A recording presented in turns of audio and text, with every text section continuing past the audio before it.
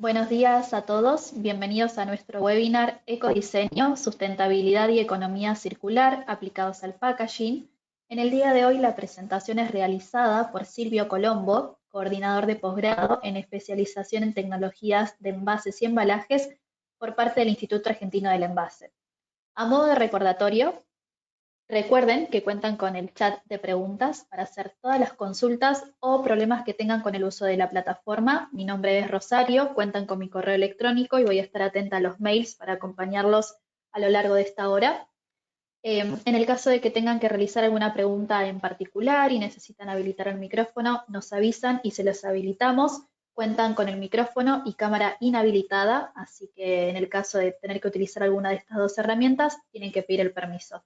Al finalizar esta presentación, la plataforma los va a derivar una muy breve encuesta, son nada más que 5 preguntas y nos ayudan un montón respondiéndola para nosotros como un feedback y para Silvio para saber cómo se sintieron en esta capacitación y en este webinar. Dadas estas palabras de bienvenida, les cedemos el espacio a Silvio para que pueda comenzar con la capacitación. Bueno, buenos días a todos y a todas. Muchísimas gracias por este espacio. Yo celebro la generación de este espacio y les agradezco a GC1, a Rosario, en tu nombre, a todo el equipo, a toda la comisión directiva, por haberme permitido participar y poder hacer un poco de transferencia de conocimientos. Por supuesto, agradecer también al Instituto Argentino del Envase, que siempre está colaborando en este tipo de iniciativas y ojalá que pueda serles útil y que podamos transmitir todos los conocimientos respecto de la economía circular, del medio ambiente y del ecodiseño, que para eso estamos. Así que bueno, voy a compartir mi pantalla mientras les cuento que bueno, estamos con mucha convocatoria, tenemos muchos contactos de todo el país, vamos a hacer una presentación bastante federal, así que bueno, todas las preguntas serán bienvenidas. Comentame solamente, Rosario, si estoy compartiendo bien mi pantalla, así podemos iniciar. Perfecto, se ve bien. Bárbaro. Bueno, muchísimas gracias.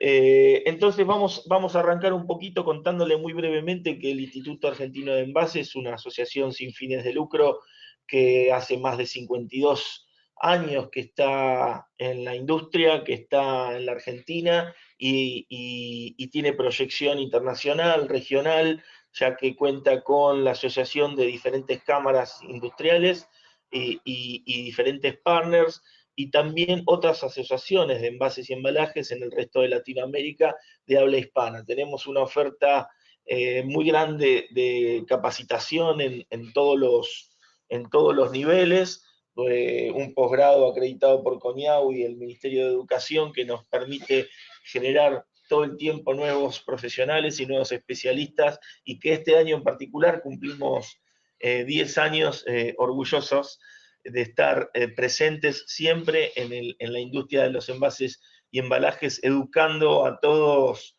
y a cada uno de los que forman parte de estas empresas de nivel internacional y también regional y local. Tenemos muchas pymes que nos acompañan todo el tiempo y hoy tenemos más de 500 socios que nos están acompañando frecuentemente en las diferentes iniciativas que realizamos.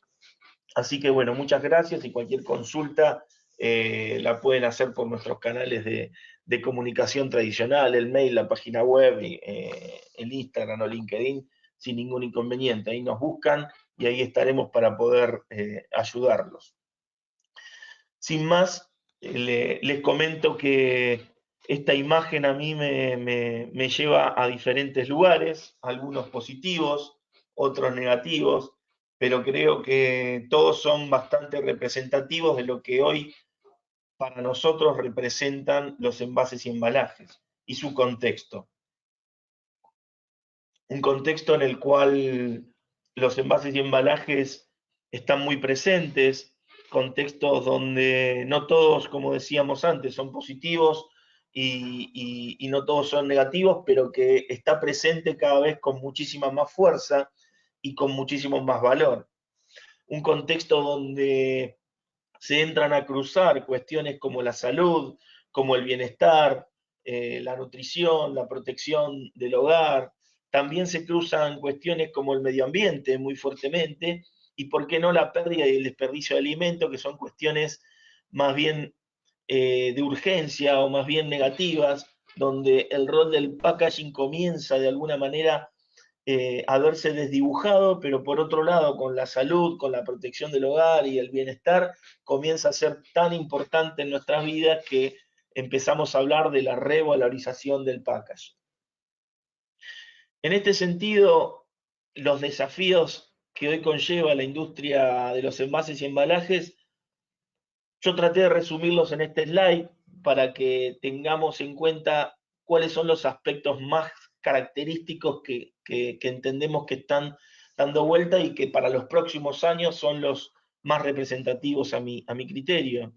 Por ejemplo, cuestiones relacionadas con estrategias de recolección de materiales, ¿no? Porque hoy son escasas, digamos, ¿no? Hay cuestiones que no dependen directamente de una tecnología, no dependen directamente de una acción humana, no dependen directamente de normativas, no dependen directamente de cuestiones de buen uso, sí, pero sí dependen de un poco de todos esos factores de manera sistémica, y eso se ve cada vez mucho más complejo. Hoy no tenemos una ley de envases que esté presente en la Argentina, que sea firme, que se haya promulgado, con lo cual todas las iniciativas que se están realizando, tanto del sector privado como del sector estatal o de las asociaciones civiles o de todo el resto de los que estamos en la sociedad argentina, son más bien propuestas individuales que no conllevan a un único lugar que nos permita justamente empezar a hablar de concientización y de generar valor alrededor de la recolección. También tenemos el desafío de los materiales alternativos, un mundo con todos los conflictos que hoy representa y la escasez por ahí de materiales alternativos de manera local. Es un contexto bastante complejo. Eh, Repensar la sustentabilidad del packaging alrededor de todo este contexto es realmente un desafío. Si bien durante la jornada de hoy les voy a estar mostrando casos donde realmente se pueden hacer cosas con muy poco esfuerzo, pero con un proyecto a mediano y a largo plazo que sea concreto, que sea conciso.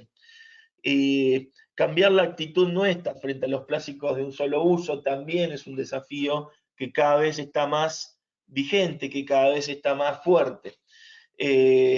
También en este contexto tenemos un aumento de los commodities que nos disparan precios que son realmente en algunos casos tiranos, y que bueno, eso nos hace a veces tomar decisiones que no son las más coherentes respecto de la sustentabilidad. Y por otro lado, la innovación en la logística y la distribución también es un desafío importante que tenemos que tener en cuenta, ya que tenemos bastantes limitaciones. En este contexto, cualquiera podría decir, bueno, basta, lleguemos hasta acá, no hablemos más, pero no, realmente los industriales, las empresas, bueno, los consumidores, la sociedad, toda se está poniendo a concientizar de una manera tal que hay realmente iniciativas que nos permiten empezar a desasnar algunos de estos caminos a corto, a mediano y a largo plazo, y es un poco lo que vamos a estar viendo. Hoy tenemos dos economías, dos modelos económicos bastante vigentes, uno más fuerte que el otro. Lamentablemente el lineal todavía se impone por sobre el circular, pero bueno, existe un modelo circular que indicaría que es mucho mejor que el del flujo lineal, porque justamente nos permitirá ahorrar bastantes procesos, optimizar tecnológicamente hablando los temas de los materiales, las cuestiones relacionadas justamente con los flujos. Hoy el plástico sigue un flujo lineal bastante fuerte, y así como digo el plástico, lo digo del resto de los materiales. No es solamente el plástico el que conlleva el mayor pecado, por llamarlo de alguna manera, sino que todos los materiales, los metales, los cerámicos, el papel, los materiales compuestos, todos conllevan diferentes tipos de porcentajes de reciclado algunos más, algunos menos, pero realmente podríamos hacer más desde nuestro rol. Y justamente nuestro rol es aquel que nos permite informar esto para empezar a abrir la cabeza, empezar a abrir estos espacios que nos permitan justamente pensar. Acá tenemos justamente un análisis realizado hace poquito, ¿sí? hace un par de años, hace un par de años respecto de la pandemia, antes de la pandemia, y nos dice un poco cómo tenemos estas 4 dimensiones interrelacionadas, ¿no? Lo que tiene que ver con dónde se aplican los envases, cuáles son las resinas más características en el mundo de los envases, en qué contexto, qué geografía, digamos, de dónde más se consume, y si se están reutilizando, en dónde se reutiliza o qué porcentaje. Cuando uno se pone a mirar esto y nos buscamos nosotros dentro de este gráfico, la verdad que somos muy chicos respecto de, porcentualmente hablando, respecto de lo que puede llegar a ser los países desarrollados.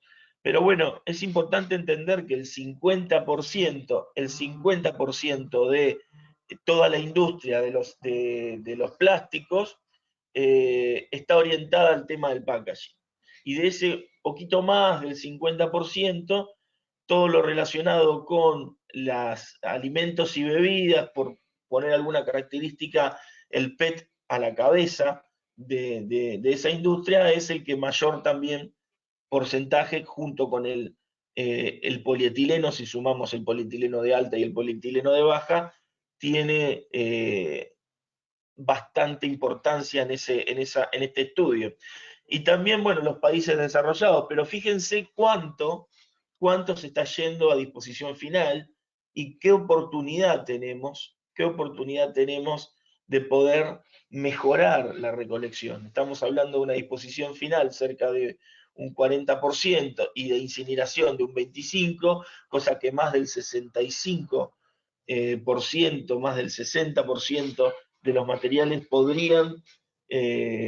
podrían reciclarse sin ningún tipo de inconveniente, pero habría que buscar mecanismos normativos, legales, mecanismos que nos permitan, porque las limitantes evidentemente no son tecnológicas, porque existen muchas tecnologías que hoy nos permiten poder realizar estos trabajos de reciclado y que no las podemos aplicar por diferentes motivos. Ya metiéndonos un poco en el tema que nos compete respecto del diseño y el ecodiseño, tengo que empezar a hablar de lo que es el diseño miope o el diseño común, digamos, o el diseño que venimos acostumbrados a realizar sin mirar la componente de sustentabilidad. Ese diseño es un diseño que no se fija en los recursos naturales, es un diseño que no presta atención a cuestiones de la salud, es un diseño que no está centrado en el medio ambiente y que no mide las consecuencias en el corto plazo. Es un diseño justamente que no está pensado desde cero para poder fortalecer estas cuestiones o estas dimensiones que son tan importantes. En este sentido, nosotros tenemos que lograr con algunas iniciativas poder migrar del diseño convencional o del diseño miope, como lo nombré recién, ciertas concordancias entre los aspectos que tienen que ver con la empatía del usuario, pero en términos sociales, los aspectos que tienen que ver con la factibilidad técnica, pero en términos medioambientales, y la viabilidad económica en términos de ahorro y optimización de costos, ¿no? Cuando empezamos a hablar de esas dimensiones y las transformamos y concordamos acerca de un diseño de ese estilo, podemos justamente hablar de ecodiseño. El ecodiseño entonces viene a hacer el balance entre la conveniencia, entre la viabilidad y la factibilidad técnica, y nos viene a mostrar justamente cómo podemos lograr de manera más holística una concordancia entre las necesidades de los usuarios, de la sociedad, la viabilidad del negocio y la factibilidad técnica. Acá es donde aparece el diseño circular, que va muy de la mano de la economía circular y que es integrador y que es una etapa del proceso en el cual yo tengo que tener en cuenta todo lo que está aguas arriba y aguas abajo de eso, ¿sí? No arranco y termino en el diseño circular, porque el diseño justamente es la base que me va a permitir poder proyectar proyectos con concordancia medioambiental, ¿sí? A partir de eso, yo priorizo el diseño y la producción, asegurándome que estén orientados a una optimización de los procesos industriales, orientado a la disminución de los materiales, ¿sí? Un proceso que esté armonizado respecto de la recolección de los residuos, por ejemplo, y el etiquetado, que hoy es tan importante. Y acá es donde se empiezan a cruzar ciertos conceptos y no puedo no nombrar a los Objetivos de Desarrollo Sostenible, con una agenda que cada vez está más cerca, ya estamos a 8 años de ver si realmente vamos o no a cumplir con esas metas. Muchos dicen que no, algunos dicen que otros sí, pero no por eso tenemos que dejar de ver cómo realizamos acciones en función de estos objetivos para justamente entender cómo podemos hacer para tomar lo que existe hoy y mejorarlo y optimizarlo y tratar de hacerlo que sea muchísimo más optimizado, muchísimo más acorde a la sustentabilidad. Acá hay un punto importante dentro de las premisas del diseño circular 2030 que tiene que ver con, quizás para mí, el más importante de los 4 que menciono acá, que es el pasaporte de materiales, que en realidad nos va a permitir comenzar a mapear, comenzar a caracterizar cuáles son los materiales acordes a poder ir en ese camino.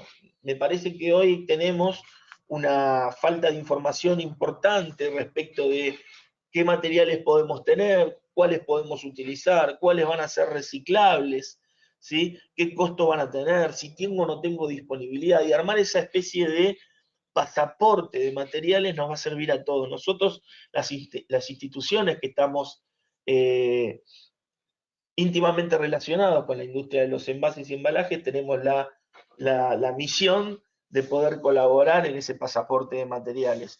Y yo les pido profundamente a todos que colaboren con eso, ¿no? Sería muy importante que podamos, en este público tan federal que tenemos, poder de alguna manera u otra empezar a mapear y a empezar a entender qué proveedores tenemos, qué disponibilidad de materiales tienen, cuáles son los costos, qué implicancias tiene eso dentro de un envase, qué porcentaje de reciclado tiene. En ese sentido, me parece importante entender y preguntarles a ustedes por qué es tan importante, al menos eso es lo que yo entiendo, por qué es tan importante el diseño desde las primeras etapas del proyecto. Y sobre todo si hablamos de diseño circular, de diseño sustentable, por qué es tan importante crear ese estilo. Y bueno, en este slide un poco resume eso, ¿no? Acá estamos viendo que si ponemos en tiempo un proyecto de desarrollo de I+D, de packaging, si los ponemos en tiempo en función del costo del producto, podemos darnos cuenta que las decisiones más importantes que, que conllevan una posible costo en el futuro se toman dentro del área del diseño preliminar, ¿no? El 75% de los costos de esas decisiones se toman en ese momento, entre las especificaciones del desarrollo y el diseño de concepto. O sea que cualquier mala decisión que yo tenga en etapa preliminar del proyecto impacta sobre el 75% de los costos que voy a arrastrar en el futuro del lanzamiento del producto. Por eso es tan importante entender qué decisiones tomar de manera colaborativa con toda la empresa, de manera interdisciplinaria, y entender que cuanto más podamos generar concordancias de diseño en etapas preliminares, vamos a darnos cuenta que el diseño es clave para el primer principio de la economía circular, que es justamente eliminar los desechos y la contaminación del diseño.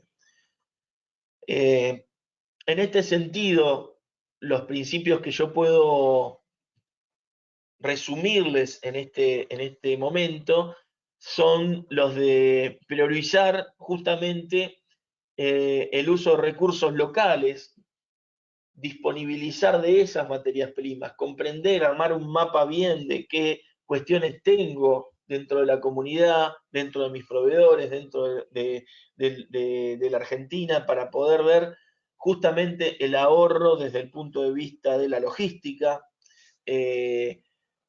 optimizar los recursos y disminuir el consumo de energía. Hoy el concepto de eficiencia energética no solamente está ligado a el consumo de energía, sino también al consumo de los materiales y los procesos de fabricación asociados y las tecnologías, por supuesto. Entonces, el concepto de eficiencia energética es muchísimo más amplio que solamente el ahorro de la energía eléctrica. Durabilidad del producto. Tenemos que pensar en productos que duren más, que conlleven menor transporte, que conlleven menor recambio de materiales. Tenemos que pensar en productos que permitan reciclabilidad, que empiece a funcionar esa rueda de la economía circular a partir del reciclado post-consumo. Tenemos que apuntar a un diseño que amerite un desperdicio cero en todo sentido, en el sentido más amplio de la palabra desperdicio. Si hablamos de materiales que estén en contacto con alimentos, que sean materiales que minimicen el desperdicio de alimentos. Y estos son los principios que debemos llevar adelante cuando hablamos de diseño circular. El diseño incluye todo tipo de estrategia de mejora continua en los proyectos, ¿no? Estamos hablando justamente de un concepto de mejora continua que probablemente estaba limitado a los que nos dedicamos a la ingeniería, a cuestiones más bien duras, más técnicas o cuestiones más procesuales, a llevarlo ahora a las cuestiones más de marketing, de comercialización, de logística, ¿sí? Dentro del ámbito de los envases y embalajes, por supuesto. Y el beneficio o los beneficios son varios. Yo traté de resumirlos aquí, pero en realidad los beneficios son el resultado de las acciones que tomamos antes, ¿no? Minimizar el consumo de recursos, generar menos recursos, menos residuos, optimizar la producción, optimizar la logística a partir de alivianar peso en los envases y embalajes. Prolongar la vida útil nos va a permitir tener mejores características del producto y crear conciencia, por sobre todo, ¿no? Nuestra sociedad necesita justamente la generación de conciencia desde la educación, ¿sí? Que es un poco lo que estamos haciendo ahora, desde la transferencia de conocimiento, desde las bases, desde las escuelas, hacia las empresas y desde las empresas hacia la sociedad, ¿no? Esto es unidireccional, no, esto es bidireccional. Esto tiene que ir desde arriba hacia abajo y desde abajo hacia arriba porque es la única manera que tenemos o más efectiva de atacar esta problemática que hoy tenemos desde el medio ambiente. No solamente está limitado a algo que tenga que hacer una empresa, sino que toda la sociedad debe estar involucrada en este problema que tenemos en manos, que es el cambio climático.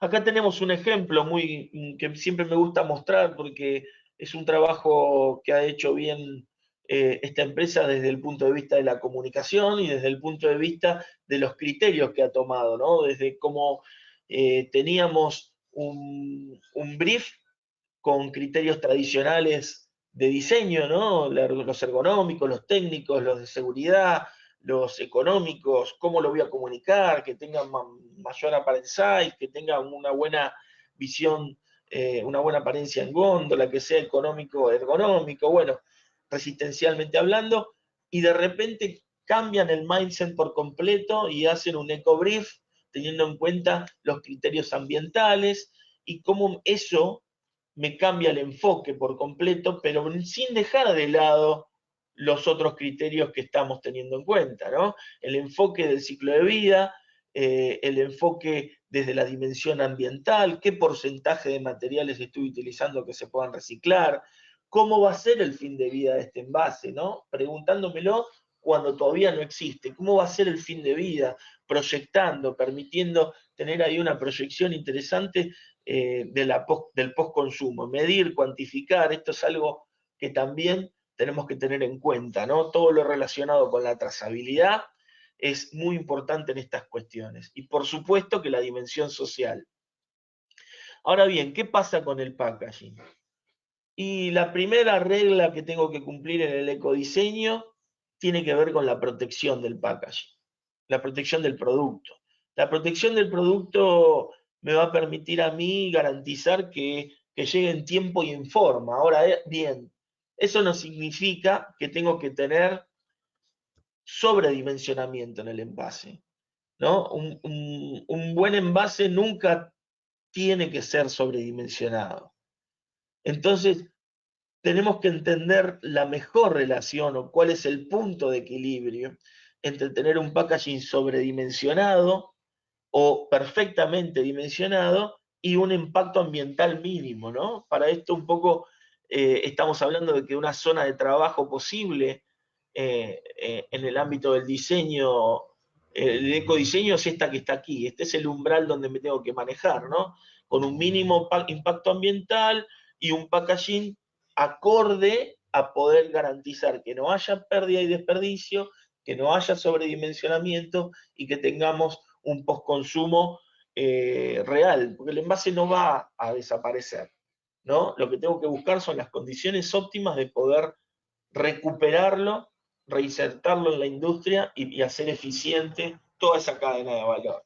Ahora, cuando amplío esta cadena, ¿no? Y pienso en alguna manera de medirlo, pienso en la huella de carbono, hay otros análisis de ciclo de vida, empiezo a desagregar todos los componentes, empiezo a pensar en cuáles son todos los materiales y proveedores y producción y procesos, perdón, que están alrededor de un envase y un embalaje, se me empieza a llenar la pantalla de materiales, de insumos, de procesos, pero bueno, cada uno de ellos los tengo que tener mapeados de una manera tal que me permitan atacarlos uno a uno y entender si hay una oportunidad de mejora, si hay una propuesta que puedo tomar, si me conviene económicamente, si me conviene medioambientalmente, y empezar a trabajar muy fino en el impacto y el riesgo que ello conlleva desde el punto de vista medioambiental.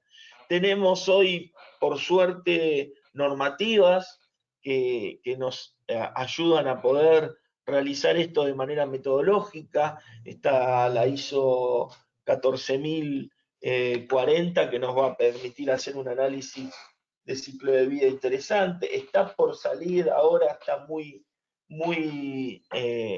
vigente todo lo que son las ISO 90000, la 90010 de economía circular, que está ahí en las puertas de poder salir y que nos va a permitir poder regular, nos va a permitir tener una normativa que justamente nos ayude a poder llevar adelante esos procesos. Y hoy, como decíamos, y ya pasando al tema de algunos ejemplos y algunos casos, podemos generar muchas acciones o handprint que nos permitan realmente bajar el impacto, bajar esta huella. Entendemos handprint como las acciones que realizamos dentro de nuestros emprendimientos, dentro de nuestras empresas, para mejorar el footprint. El footprint son la huella que yo tengo actualmente, la huella que voy a mejorar, ¿no? Me voy a poner un tiempo, un lapso de medición, un año, 6 meses, lo que yo considere que tengo que tener de medida que me va a permitir a mi negocio, y en función de eso voy a generar los handprint necesarios para poder realizar mejoras. Un handprint puede ser la disminución del gramaje de una botella, otro puede llegar a ser el tratamiento de los procesos productivos de manera más eficiente energéticamente hablando, una mejora desde el punto de vista logístico, bueno, y ahí hay diferentes ejemplos, algunos que les voy a estar mostrando hoy, por ejemplo, el cambio de un material en este envase, con una empresa que es internacional, que es global, pero que también se encuentra en la Argentina y que propone tener un material biobasado en polietileno que nos va a permitir una mejora en la huella de carbono de un 30%. ¿Sí? Ese material que es más amigable con el medio ambiente nos va a permitir justamente tener una mejora desde el punto de vista del carbon footprint. El gramaje de la botella de la mano de utilizar materiales reciclados también nos va a permitir mejorar la huella de carbono. Fíjense que la utilización de PET virgen versus la utilización de PET PCR o reciclado post consumo conlleva una diferencia de 60 gramos de huella de carbono, ¿no? de gases de efecto invernadero equivalente, con lo cual estos estudios nos permiten entender que una migración a un mercado donde las botellas hoy sean recicladas, que eso ya está sucediendo, ya cada vez sucede más, sobre todo en el ámbito industrial de la fabricación, bueno, el envasado de agua mineral, donde se ve muchísimo, botellas, también se ve en productos de limpieza,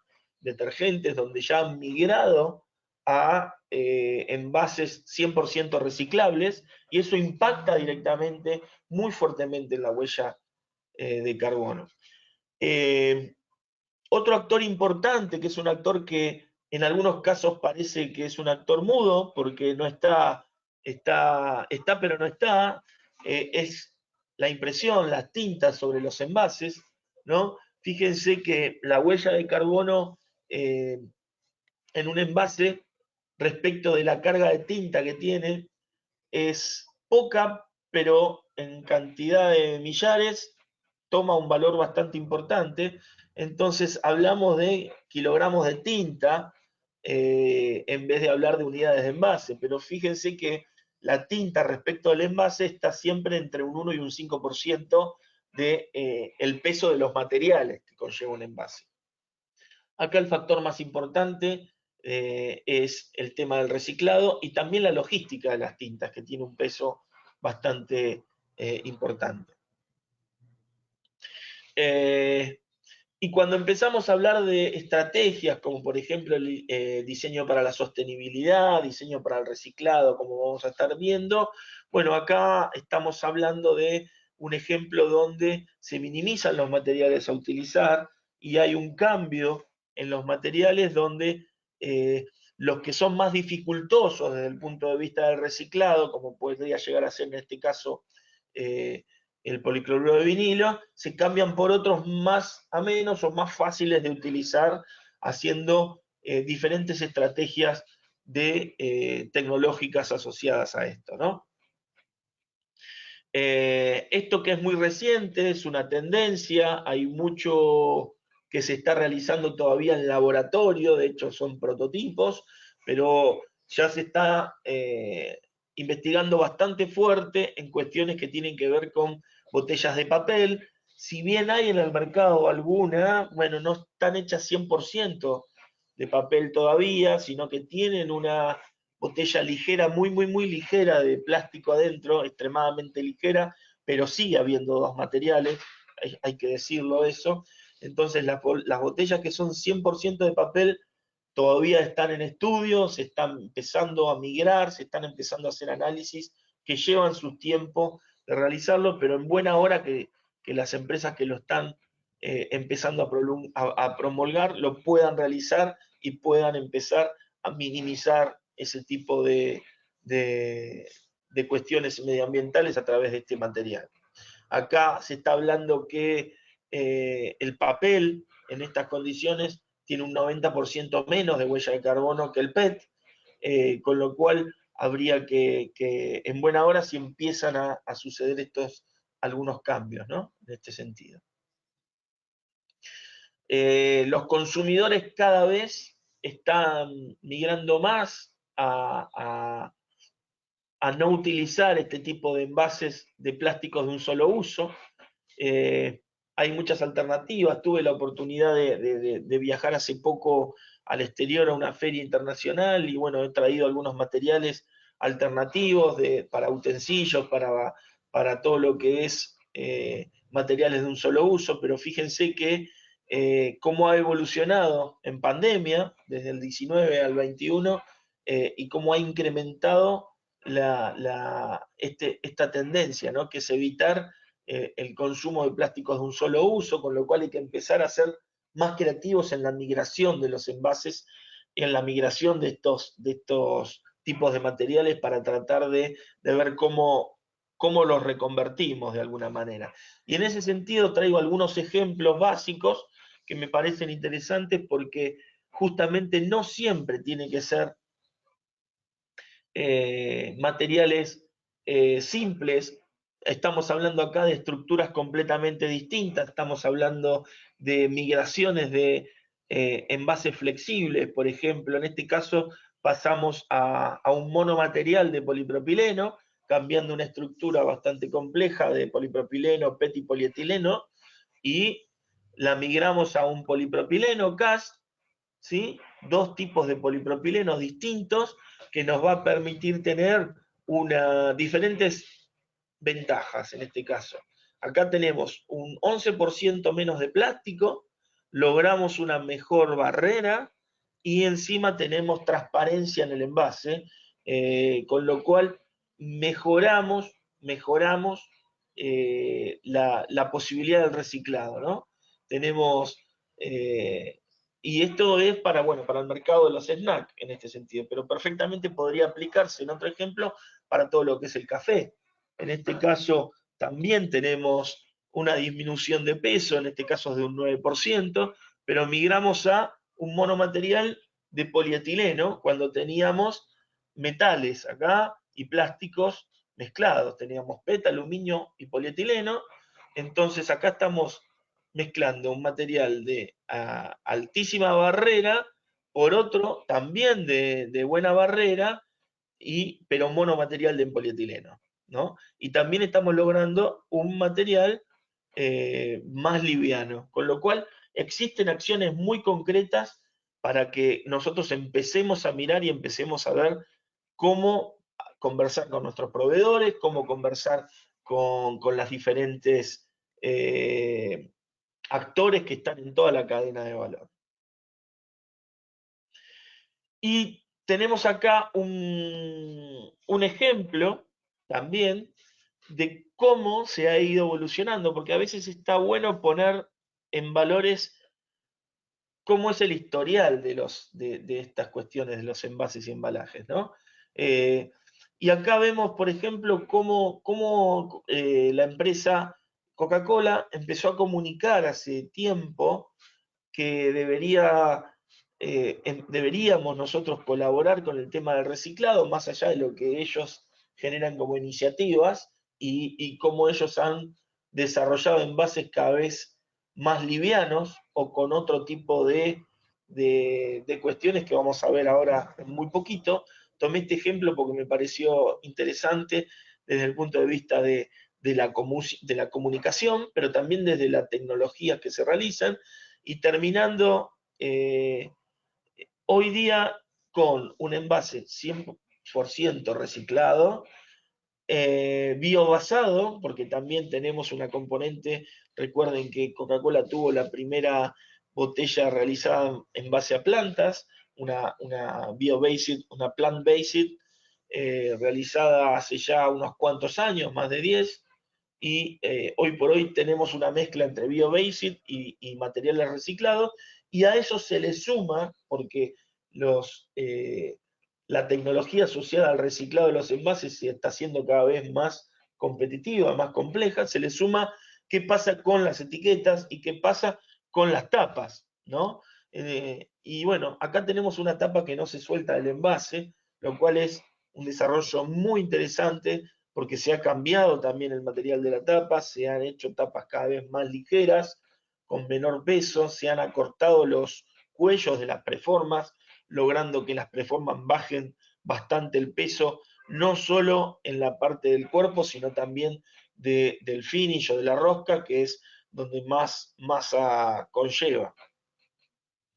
Pero además, algo que por ahí no se ve todos los días, pero que también está en las góndolas, y es que estos envases tienen cada vez menos materiales. Estamos hablando de envases que han pesado cerca de 90 gramos para pasar a pesar alrededor de 40, de 50 gramos, ¿no? Estamos hablando de casi un 100% menos de material por envase, dependiendo del tamaño de la botella, obviamente, pero no solamente es eso, sino que también hablamos de colores de resinas, donde podemos hacer envases transparentes, donde hacemos tapas del mismo color y donde usamos menos tinta, donde las etiquetas han cambiado de tamaño, ¿sí? Y donde facilitamos el tema de la modularidad entre un diseño y el otro, y podemos compartir tapas entre los diferentes tipos de envases, aunque sean marcas distintas de la misma compañía,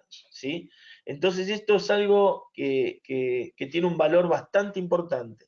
Y cuando vamos al mundo de la retornabilidad, o como le llamo yo, la extensión de la vida del packaging, podemos darnos cuenta que eso se refuerza aún más, porque un envase retornable es el mismo envase para todos los diseños. Y también hablamos del concepto entonces de la retornabilidad desde el envase, que es un concepto que en la Argentina lo tenemos, por lo menos en nuestra región, desde hace muchísimos años, con la botella de vidrio, posteriormente con la botella plástica, pero con la botella de vidrio desde hace muchos, muchos años. Pero el concepto de que la marca además utilice ese envase para multimarca, es muy interesante desde el punto de vista de la modularidad y de la flexibilidad. Acá hay un trabajo muy fuerte de comunicación que se ha hecho a lo largo de los años y que probablemente si uno no lo muestra o si uno no está metido en la industria no se da cuenta de que se han ido cambiando estas cuestiones y que son todas las iniciativas que van realizando la industria para mejorar aún más sus indicadores de cara al 2025, de cara al 2030. Coca-Cola en particular tiene una misión de al 2025 de tener un 25% de sus envases con esta configuración, cosa que no es menor cuando empezamos a hablar de volúmenes y volúmenes y volúmenes de fabricación. Pero cuando hablamos de extensión de vida, también tenemos que tener en cuenta que llegó también la parte del refillable, y el refillable de dos maneras distintas. El refillable en lugares de ocasión donde yo puedo ir a rellenar mis envases, ¿sí? Unilever está haciendo mucho de esto en otros países y esperamos que en breve se encuentre aquí fuertemente. Digamos, hay prototipos, hay iniciativas, pero que ya fuertemente se pueda llegar a tener estas iniciativas. Y también existen los envases diseñados de repuesto económico, donde también en Argentina tenemos mucha trayectoria de refil económico en materiales flexibles, pero esto que era propietario del mundo de la limpieza del hogar, ahora está llegando a marcas más premium, de higiene y tocador, de perfumería, donde ya no se compran los frascos tan bonitos como venían originalmente como repuesto económico, sino que los compro la primera vez y después de alguna manera puedo hacer un refill de esos productos que tanto me hacen bien o que tanto utilizo, y que es un concepto que también llegó como para quedarse, ¿no? En ese sentido, y tratando de terminar y dejando un espacio para posibles preguntas, les voy a dejar lo que entiendo que para mí son las tendencias en el ámbito de la industria de los envases y embalajes. Y yo las separo entre materiales, el delivery o el despacho, la experiencia del usuario, qué podemos hacer para el consumo y también los aspectos tecnológicos a la manufactura, ya que en cada una de estas 5 dimensiones vamos a encontrar oportunidades de trabajar, oportunidades de mejora, eh, incorporando nuevos materiales, incorporando packaging inteligente, incorporándole tecnología a los envases que nos van a permitir predecir y trazar qué es lo que le pasa a los envases en toda la cadena de valor. Utilizando, por supuesto, el ecodiseño, como venimos hablando, no hay que tenerle miedo, hay que utilizar más esos procesos de ecodiseño que no conllevan demasiado tiempo, pero que nos invitan a pensar y a cuestionar lo que estamos haciendo con pequeñas iniciativas. Una pequeña iniciativa cada día nos va a permitir tener un producto más eficiente desde el punto de vista medioambiental. Pensar en envases más ligeros, pensar en envases para el comercio electrónico, que ha crecido de manera exponencial en la pandemia y que se ha mantenido, digamos, se ha quedado, no es que se retrotrajo, sino que todo lo contrario, el comercio electrónico sigue creciendo interanualmente y por supuesto que con usuarios cada vez más exigentes, con usuarios cada vez que necesitan mayor confortabilidad, usuarios que necesitan un nivel de customización mucho más grande. Eso conlleva una industria del packaging más exigente, más dinámica, con muchísimo más movimiento tecnológico, y que pensemos también en el postconsumo, la reciclabilidad, la economía circular y la trazabilidad. Hoy estamos hablando de líneas de manufactura cada vez más ágiles, cada vez más flexibles y que en buena hora puedan ayornarse a las necesidades que tenemos nosotros como consumidores. Por último, les dejo un espacio para que puedan realizar preguntas si es que las hay y agradecerles nuevamente a toda la gente de GC1 y al Instituto Argentino del Envase el espacio que me ha brindado para que podamos dar esta charla. Bueno, gracias Silvio. Voy a leer una consulta que surgió por parte de Cecilia. A ver. En la nueva ISO, ¿se habla de trazabilidad del envase también? Sí, sí, si bien todavía no está la versión definitiva, sí, es importantísimo que tengamos en cuenta el tema de la trazabilidad y por supuesto que se habla en la ISO. Ok, seguimos con Verónica. Con respecto a la hojalata, ¿qué incidencia tiene como material de packaging sustentable y con dinámica circular? La hojalata es uno de los envases con mayor performance desde el punto de vista de la sustentabilidad, porque no conlleva muchos otros materiales más allá que el barniz protector del alimento, con lo cual es un material muy noble desde el punto de vista de la sustentabilidad porque es reciclable 100%. Digamos, al igual que el aluminio, tiene esa consigna, si bien son procesos que cuando uno hace un análisis de ciclo de vida extendido, cuando uno piensa, digamos, en toda la cadena de valor, son procesos que para poderse constituir como un material, tienen una fuerte huella ambiental desde el punto de vista de la tecnología de obtención, desde el aluminio desde la bauxita o la hojalata desde el acero, ¿no? Tienen una fuerte huella, una fuerte pisada desde ese punto, pero que una vez que entran al ciclo del reciclado, son 100% reciclables sin ningún inconveniente. Bueno, seguimos con dos consultas más. María Lourdes, me gustaría preguntar si hoy existe alguna ley en Argentina que obliga al productor a identificar cada material de un envase para poder segregarlo por el consumidor final. Todavía no, todavía no, todavía no.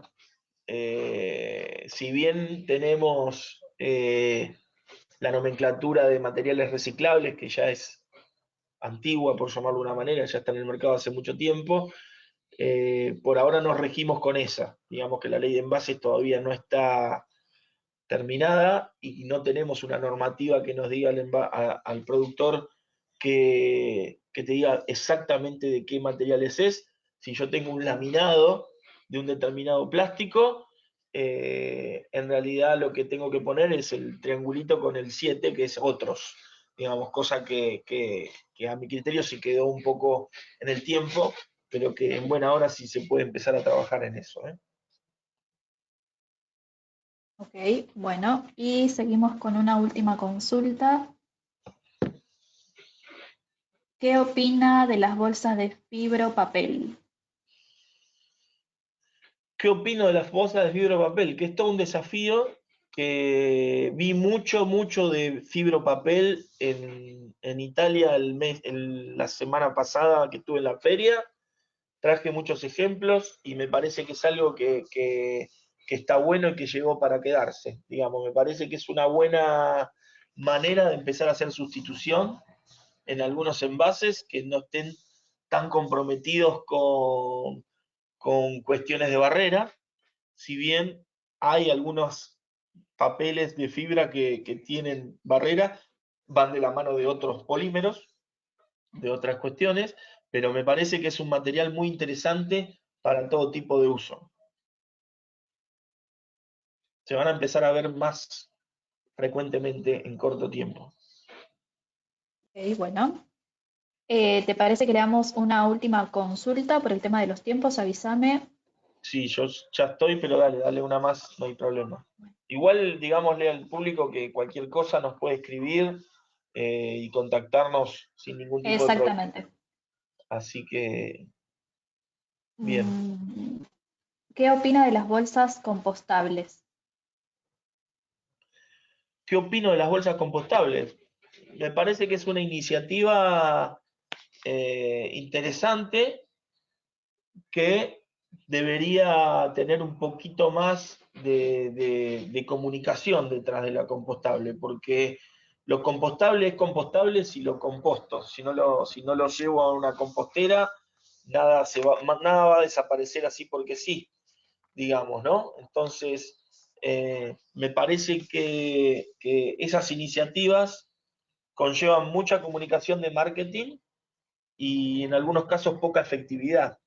Deberíamos buscar la manera de poder hacer que ese esfuerzo de comunicación se termine manifestando efectivamente en un compost para que de alguna manera se pueda reducir el volumen de desperdicio, el volumen de basura que hoy tenemos.